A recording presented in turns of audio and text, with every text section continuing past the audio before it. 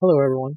Today we are discussing math, incrementing and decrementing, and how it is handled in programming, but more specifically in Java. Most of these concepts you'll find in Java and many other programming languages. As a reminder, Java abides by the order of operations. Just note that the modulus operator is considered as part of the multiplication and division operations, and it will be executed with them. So an equation, like this, will become this. One of the most common operations you will do in programming is incrementing by 1 due to needing to keep track of the number of times something happens or tracking the current location of something. So the problem is that programmers use this operation constantly, not just in counting operations, but in mathematical operations and many others. So it can be shortened to this. And you'll see later is actually a lot more useful than just doing the written out version. So in a program, we might have a variable that can be executed like this. Notice that some counter is having 1 added to it. This can be read as 0 plus 1, since some counter's value is 0, so this is technically 0 plus 1, which makes some counter 1. And if we run it, you'll see that it's 1.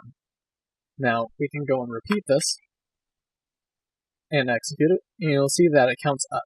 Does 1, displays, adds 1, displays, adds 1, displays.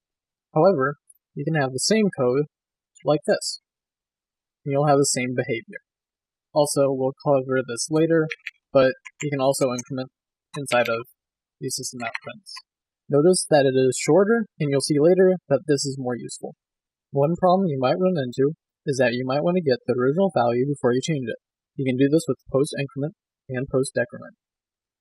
This means that the variable's original value will be used instead of the incremented or decremented value. This might be confusing at first, but the variable either way will be changed. This will be useful in later videos for if statements, loops, and arrays. So the post increment will use the original value, and you'll notice that the C variable will be incremented regardless.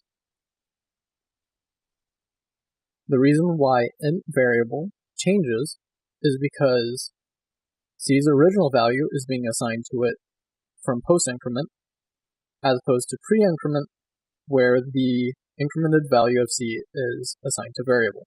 We'll illustrate this better in some more examples. You can also use these operators in math equations and inside print statements. To understand this, just remember that the order of operations is still in place. So the first C will be modified before the C on the right gets modified. So if we run this, you'll see that they're both the same value. So B is 3, 3 is incremented to 4, and 4 is assigned to C, and B has been incremented, so it's also 4.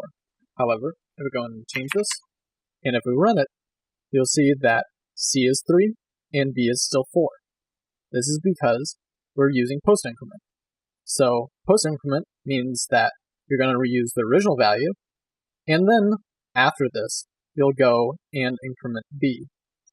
So it's using the original value, so 3 is being assigned to C, and then gets incremented.